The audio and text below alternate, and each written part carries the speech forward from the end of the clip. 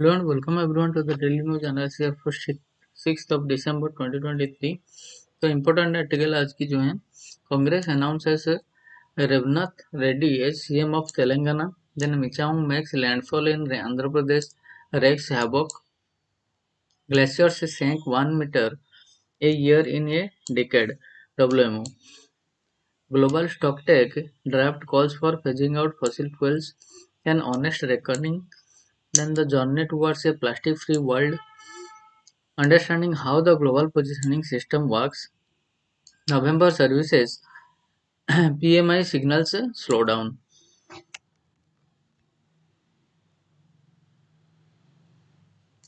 पहला जो है Congress announces Raghunath Reddy as CM of Telangana.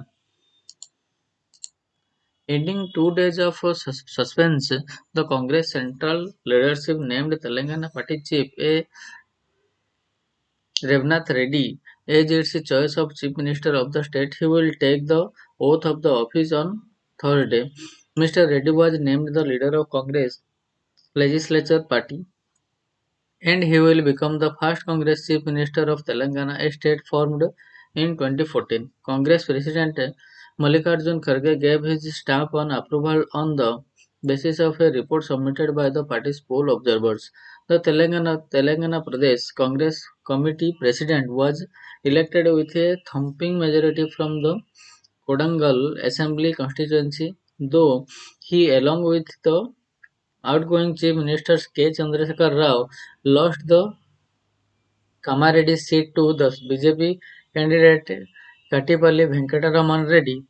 Secretary K.C. Venugopal said, going by the feedback provided by the Congress observer, including Karnataka Deputy Chief Minister D.K. Shivkumar, party in charge for Telangana Manik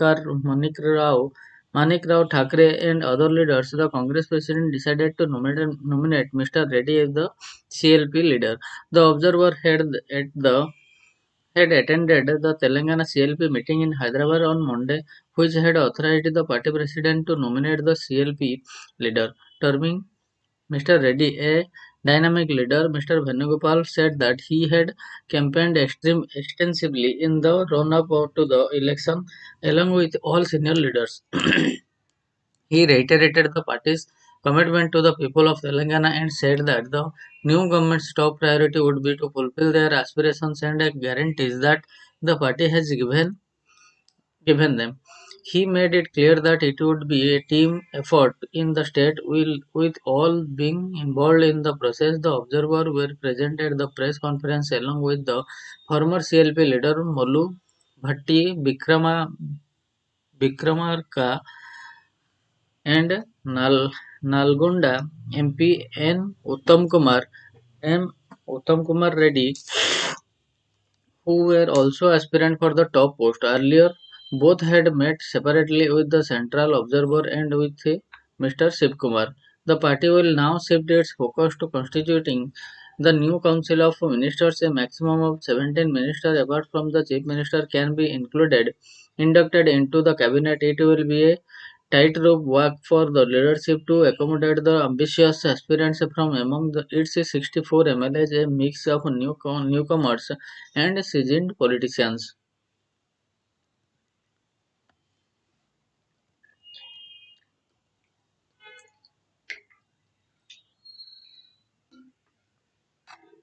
The next article is Michang makes landfall in Andhra Pradesh, wreaks havoc.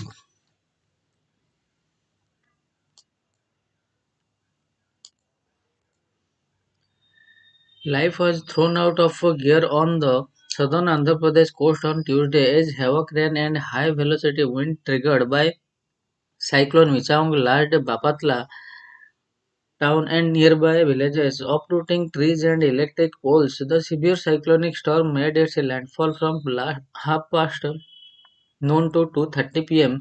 close to the south of Bapatla with a maximum sustained wind speed of 90 to 100 kilometers per hour. Three persons were killed in rain-related incidents, while two were killed after a portion of a poultry unit collapsed in Ilro district. A constable of the APSP battalion in Karnataka was killed when a tree fell on him when he was riding a motorcycle in the Siddhavatam forest range. The cyclone is moving moving towards the north and is likely to weaken in the next few hours. However, heavy rain will continue. The Andhra Pradesh State Disaster Management Authority (APSDMA) said officials said it would take a couple of days to restore power supply in the affected areas as a precautionary measures. Power was shut down well before the cyclone made its landfall. There were reports that a few walls and roofs of houses collapsed, but there were no casualties. So far, the official said so people living along the coast in Thursday and tidally houses bore the brunt. They added, the sea turned very rough and there were high tides and gusting winds when the severe cyclone crossed the coast about 40 kilometers from Babatla. The death toll rise to 7 more moved to camps. The death toll due to Cyclone Michaung related incidents in Chennai and three districts rose to 7 on Tuesday. Over 61,600 people have been moved to relief camps across the state. The sea has come forward by about 100 to 110 meters under the impact of the tidal waves. Many thatched fishermen houses have been damaged. However, there are no casualties in the fishermen colonies as most of them have been evacuated to safer places well in advance. The officials said we have been experiencing heavy rain for the last 3 days, but the insistent rain and strong winds since Monday evening created panic among the villagers, said Mariamma of the fishermen's community. The police, the National Disaster Response Force (NDRF) and the State Disaster Response Force (SDRF) team have been posted on the Sri Lanka beach, said Superintendent of Police Bakul Jindal. We have shifted people residing in the thatched houses and huts in the nearby colonies. NDRF Commandant Jahid Khan told the Hindu the wind was so strong that the NDRF personnel on the Sri Lanka beach had rushed to the shelter home for a brief period. The severe cyclone is likely to move northwards, weakening into a cyclonic storm and thereafter into a deep depression and fizzles out in the next 48 hours. The APSDMA officials said as the intensity of rain picks up after the landfall, people living in the low-lying areas have been evacuated, the official said.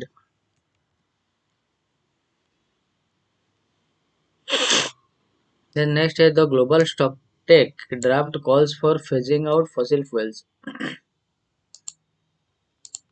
For the first time, a key document being negotiated at the United Nations Annual Climate Summit has underlined the need for the world to do away with all fossil fuels in its draft text. As the first week of negotiations at the COP28 nears an end, the latest version of Global Stock Tax (GST) includes a clause committing all signatories to an orderly and just phase out of fossil fuels. The summit's location in the United Arab Emirates, a petrostate, and the COP leadership own ties to oil have influenced language in the GST, said a person closely involved in the negotiations in previous years.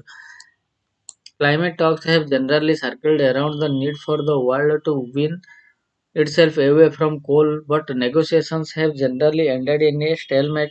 However, with the science becoming more emphatic that any hope of keeping a global temperature rise below 1.5 degrees Celsius requires a significant cut in emissions and fossil fuels response for 80% of them, its mention in an early draft is significant. The GST, the first of its kind since 2015, is expected to take stock of the implementation of the Paris Agreement access The progress made towards its goals of preventing temperature increases from going beyond 2 degrees Celsius, preferably 1.5 degrees Celsius, a guide countries in updating their stated commitment to reduce greenhouse gas emissions. The GST is only one of many negotiations tracks. There are separate draft expected, for instance, on finance and adaptation. After intensive discussion on each draft, expected to last at least until next Thursday, a final agreed declaration or agreement is expected to take shape. Energy efficiency pledged. The GST also includes a clause calling for try tripling renewable energy capacity globally by the 2030 compared to the 2022 level to 11,000 gigawatt and the document.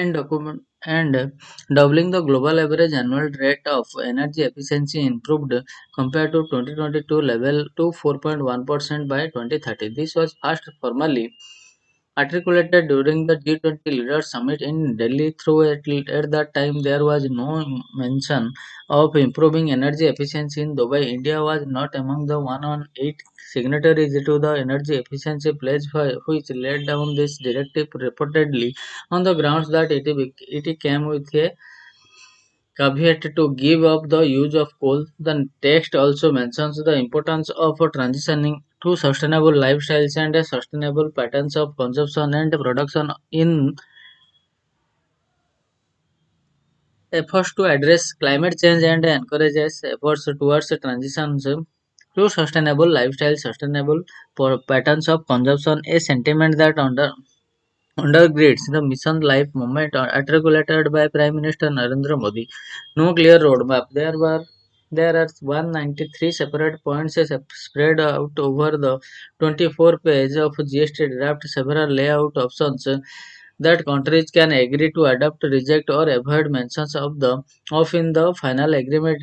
Independent experts who have seen the draft said that in its current format it would see the multiple points of contention. The mention of phasing out of all fossil fuels is quite big. There is also separate language on ending coal as well as phasing out inefficient fossil fuel subsidies that will be disputed, said Vaibhav Chaturvedi, a fellow at the Council of Energy, Environment and Water, prominent think tank. Others described the text as disappointing as it gave no clear roadmap yet on how to actually implement the GST. The text as it stands now is too large, vague, and lacks clear language on how countries should report their progress and goals, said Suruchi Bhadwal, senior fellow and associate editor at the Energy Resource Institute.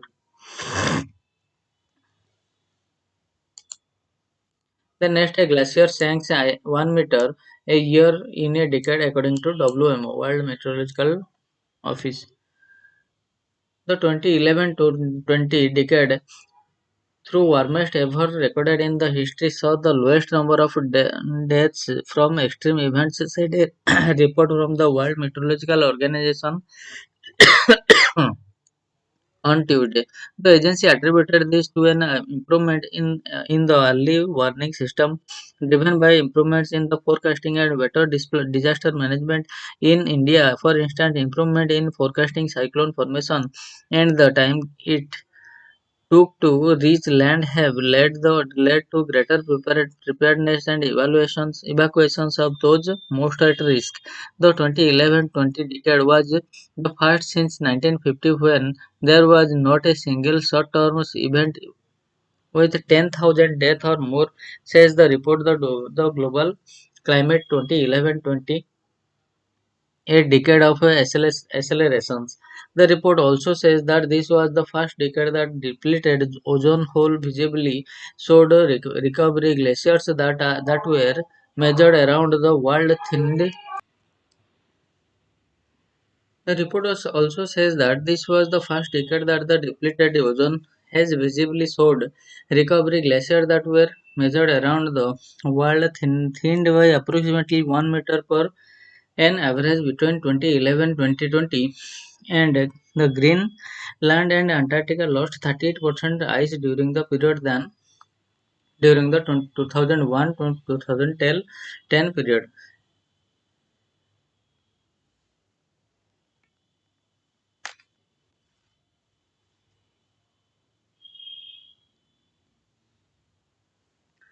The report also had a mention of the 2021 Uttarakhand rock avalanche that was triggered from a breach in Nalanda Devi Glacier in Himalayas. The report further underlined that human-caused climate change significantly increased the risk from extreme heat events. Heat waves were responsible for highest number of human casualties, while tropical cyclone caused the most economic damages.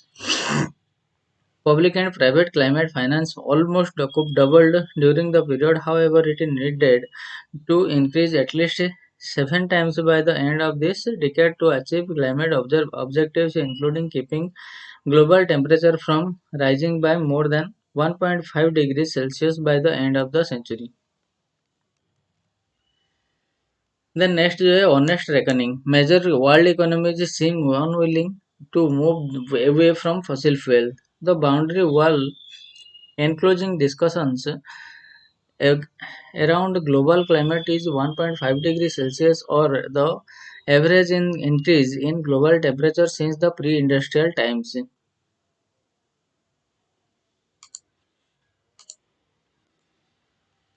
Now that 1 degree centigrade is crossed, all the wrangling underway at the climate summit in the Dubai is to cap the half degree rise. Global pledges to cut emissions are insufficient to achieve this. Current estimates are that to limit warming to 1.5 degrees centigrade, the world requires 3 times more renewable energy capacity by 2030, or at least 11,000 gigawatt. That there were wide global consensus on the need for this tripling was first formally articulated in the New Delhi Leaders Declaration at the G20 summit in Delhi in September. In the run-up to the Dubai summit, it was perceived that this would be widely endorsed by the larger group of about 190 countries signatories to the United Nations Convention on Climate. It turns out that so far 108 countries have endorsed the pledge, and two major countries, that is India and China, have so far abstained from signing. The global renewables and energy efficiency pledges, while still a draft text, says that it is in their pursuit of tripling renewable energy capacity, signatories should also commit to phase down of unabated coal power, in particular ending the continued investment in unabated new coal-fired power plants. This is a major red line for India. While India has positioned itself as a champion for renewable energy, its 2030 targets, as articulated in its formal nationally determined contribution, speak of tripling renewable energy capacity to 500 gigawatt from the current 170 gigawatt. It has reiterated several times that it could not be forced to give up certain fuels. Coal-fired plants are responsible for nearly 70% of India's greenhouse gas emissions. Developed countries that have made commitments to give up coal often have other large fossil fuel resources as backup. The United States joined 56 other countries at Dubai in a commitment to completely eschew coal for its energy use by 2035. However, the US only draws about 20% of its energy from the coal, and at least 55% from the oil and gas, with plans to actually produce more of it in 2030 than at present. The paradox of the world's major economies' commitment to renewable energy is that it is not, as of now, actively geared to replace fossil fuel. Till there is an honest commitment to actually replace existing and future fossil capacity with clean energy. Pledges and declaration are worth little more than the paper they are drafted on. Next article है the journey towards a plastic free world.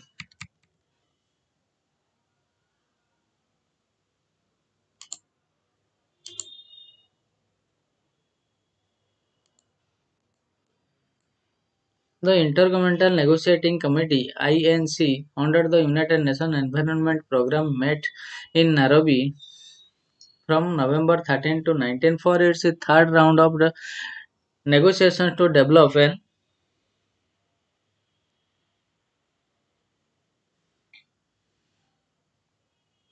inter international legally binding instrument to end plastic pollution worldwide under United Nations Environment Assembly Resolution 5/14.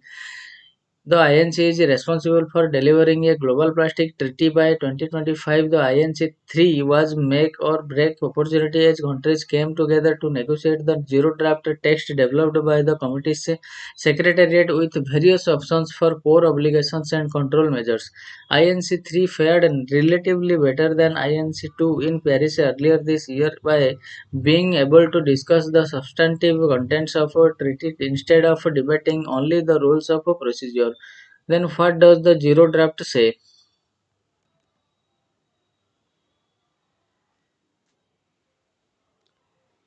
The zero draft is prepared by the Secretariat contained strong options as an international legally binding treaty to end plastic pollution, but during negotiations, member states managed to water down their core obligations, particularly those pertaining to some high impact elements such as primary polymer productions, chemicals of concerns, problematic and short-lived plastic trades and financial mechanism, among others. Some states also disagree on the objective and scope under UNEA Resolution 5/14. Most countries agreed that the treaty's objective should be to end plastic pollution and protect human health and the environment. But a group of like-minded countries, including Saudi Arabia, Russia, China, Iran, and some members of the Gulf Cooperation Council, argued to include the clause while contributing to the achievement of sustainable development to ensure their economic interest and investment. The most important provision that is a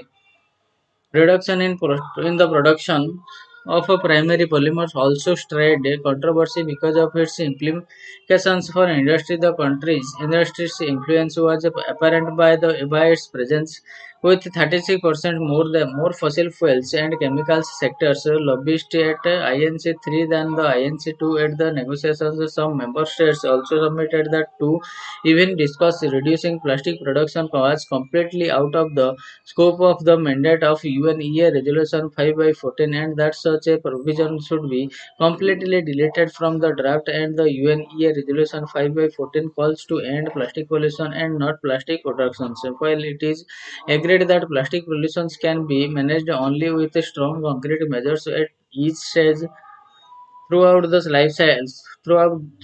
life cycle of a plastic, many countries disagreed where the life cycle begins. While this would ideally mean that it brings it at the point of sourcing raw materials for production, some countries argued that the life cycle starts at product design. Similarly, the same group of objective to including provisions pertaining to eliminating compounds and polymers of concern and problematic and avoidable plastics, which are key in ending plastic pollution, and called for a null absence despite a broad agreement from other countries that were pushing for binding agreement. Does the treaty discuss finance? A financial mechanism is one of the concerns of the treaty to determine how it will be implemented, and it was yet another point of divergence. The zero draft contains options such as imposing a plastic pollution fee to be paid by plastic polymers producer and another on reducing the financial flow into projects with a high carbon carbon footprints, but the same group of like-minded countries demanded that these provisions be deleted altogether from the draft. Should these provisions be included, they will have considerable implications. In particular, countries will have to cut if not eliminate fossil fuel subsidies and investment of environmentally disfavorable technologies such as incineration and waste to energy plants.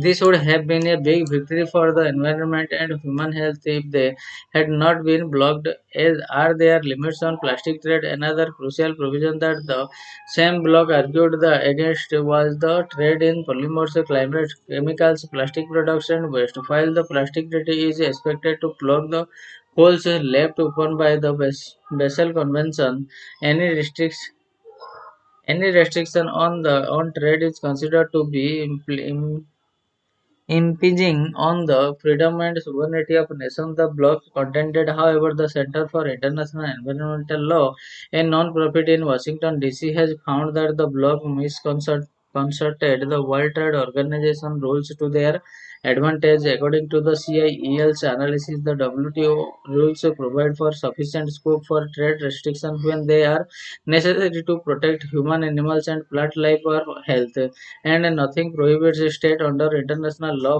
to regulate and restricts the trade of certain products and materials. The group of like-minded countries rejected every single upstream measures and diluted midstream measures with the inclusion of voluntary measures and phases such as national circumstances, national priorities, bottom-up approach, etc., including the provision on waste management. In fact, almost all other provisions were watered down to account for national circumstances and capabilities. Even under waste management, there is a high risk of these countries insisting on the treaty accommodating under unsound solutions. This is because the phrase environmentally sound management is not well defined, even as terms such as best available, since the best available technology continue to be used. What is the issue with the rules of procedure? At INC2, representatives of member states debates the rules of a procedure for 2 days with no concrete outcomes, even as handful of countries, including India, continues to demand consensus-based decision-making instead of two-thirds vote majority. The rules of procedure continued to apply provisionally at INC3 without any final determination, and the meeting has passed the buck to INC4 to deal with them. If a decision had been made on voting procedure and rules for procedure were formally adopted, the negotiator could have better starved of the objection of the like-minded countries at the INC3. In this context, the African group of countries and small island developing states SIDS played an important role. They advocated for strong binding provisions for high-level impact elements in the treaty. Their submission stood out from the rest as they campaigned the voices of West Speakers and indigenous people and approached the treaty from the human rights and public health perspectives. However, the draft text is now tripled in size with member states adding and deleting the text as befits their interest. The meetings themselves were frequently delayed and stretched into the wee hours due to stalling and blocking by like-minded countries.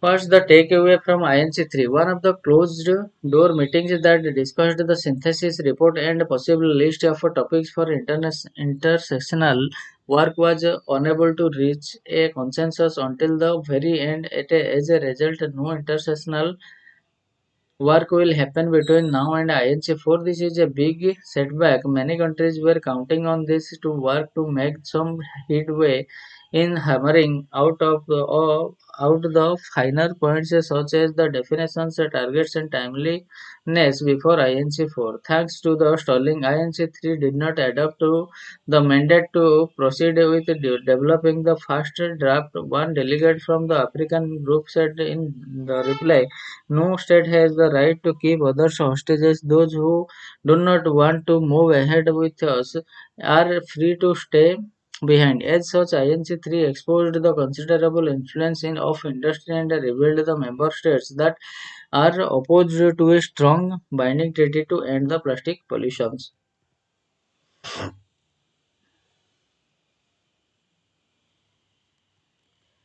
The next is understanding how the global positioning system or GPS works.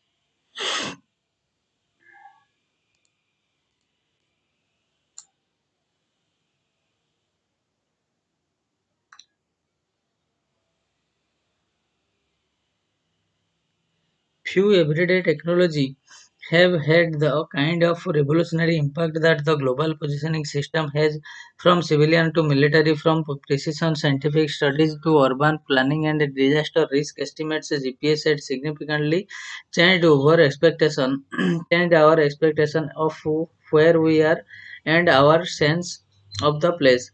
What is GPS? The US Department of Defense started the GPS program in 1973 and launched the first satellite in 1978. The modern GPS satellite constellation consists of 24 satellites moving around the Earth in six orbits. Each satellite completes the two orbits in a single day. The overall program has the three main components: the space segment, the control segment, and the user segment. The space segment, of course, consists of 24 satellites. The six orbits they occupy are all 20,200 kilometers above the Earth, and each orbit has four satellites. And at all times in this configuration, anyone on the Earth will be able to see at least four satellites at a time, which is a crucial requirement. The control segment consists of a global network of ground-based control stations and antenna that track the 24 satellites and make sure their performance is expected at all times. And transmit commands. The services provided by the GPS system are designed to meet the standards of Standard Positioning Services (SPS) performance standard, and the latest edition of which was published in April 2020. In essence, the SPS standard tells application developers and users anywhere in the world and what they can expect from the GPS system. The control segment ensures these commitments are kept. The master control station is located at Sachiver Air Force Base, Colorado, and the alternate master control station is at the Vandenberg Air Force Base, California. The ground antenna are in Florida, Cape Canaveral, Ascension Island, Diego Garcia Island, and Kwajalein Atoll. There are monitoring and tracking stations in Hawaii, Alaska,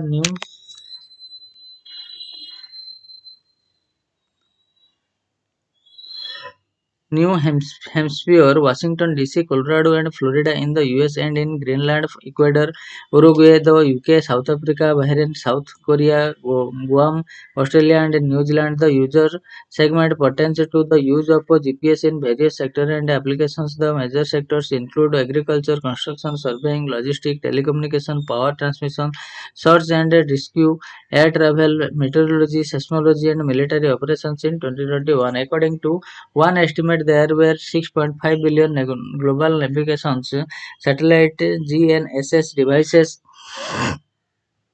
installed worldwide. The figure is expected to rise to 10 billion by 2031. How does GPS work? Each GPS satellite continuously broadcasts a radio signal containing information about its location in orbit, operational status, and the time at which the signal is emitted. The signal are transmitted at the L1 1575.42 MHz and the L2 1227.6 MHz frequencies at 50 bits per second. The signals are encoded with Code divisions multiple accessed.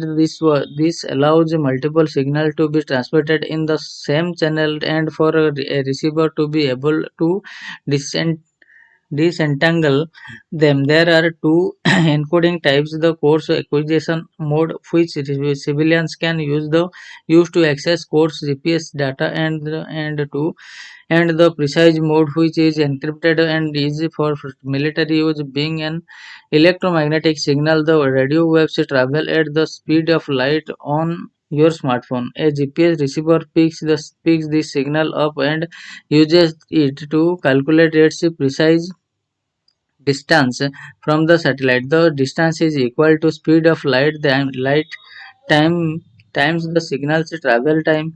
The signal's travel time is equal to the time on the receiver's clock minus the time at which the signal was emitted. If the receiver has access to signals from four satellites, it will have the information required to calculate its location in four dimensions: three of space plus one of times relative to the satellite clock, and can thus accurately triangulate its location on the ground.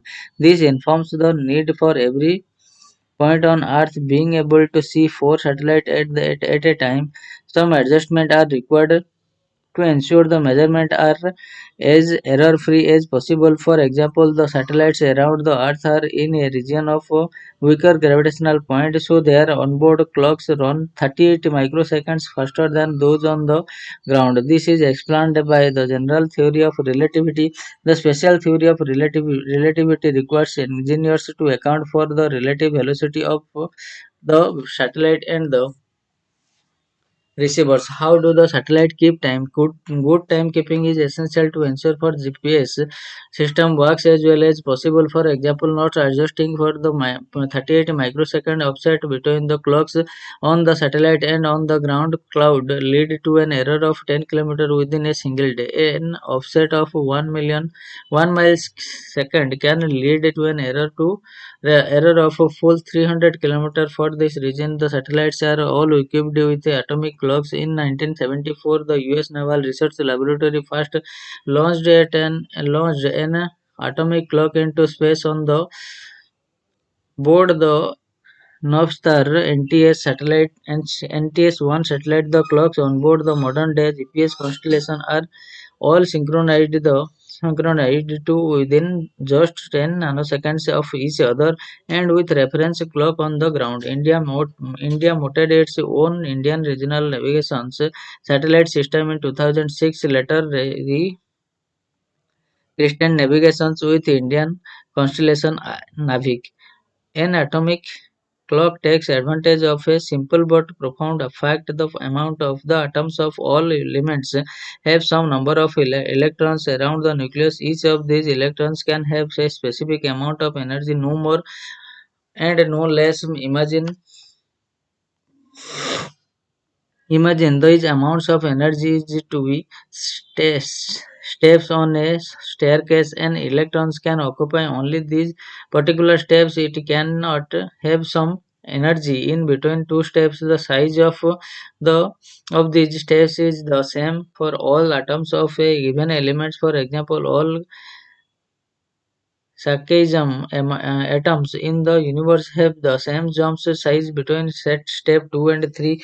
While radiation containing the extract exact amount of energy these electrons require to jump between the two states, called the resultant frequency, is supplied to the electrons. Observe it and jump. If too much or too little energy is supplied, fewer electrons will jump. So scientists began with a radiation source and keep fine tuning it to the frequency that causes the maximum number of electrons to jump. Once they have the frequency, they use it to measure times. For example, if it is 50 hertz, that then 1 second will have passed when the radiation has completed 50 cycles. This is now an atomic clock. Works simply put, the electron tells the source which frequency is correct. The scientist can check the frequency at regular intervals to make sure that the source producing it is not drifting off and losing gaining times. Do other countries have GNSS? According to the US space-based positioning, navigation, and timing policy, the GPS system will cooperate with the operation of others. GNSS such systems are currently operated by Australia, China, and European Union. India, Japan, South Korea, Russia, and the United Kingdom. Of these, Russia GLONASS, the European Union's Galileo, and China's Video system, and are global officials of the USA. Government and their counterparts in other countries meet regularly to ensure that technologies are compatible with each other. There is also an international committee on GNSS operating under the United Nations Office of Outer Space Affairs. According to its website, it promotes voluntary cooperations on matters of mutual interest related to civil satellite-based positioning, navigation, timing, and value added services. India mounted its own Indian Regional Navigation Satellite System in 2006, later rechristened Navigations with Indian Constellation Navik. Its space segment consists of seven satellites, three in geostationary orbit and four in geosynchronous orbit. As of May 2023, the minimum number of satellites, four, could facilitate ground-based navigation. The master control facilities are located in Hassan in Karnataka and Bhopal in Madhya Pradesh. The Navik satellites use rubium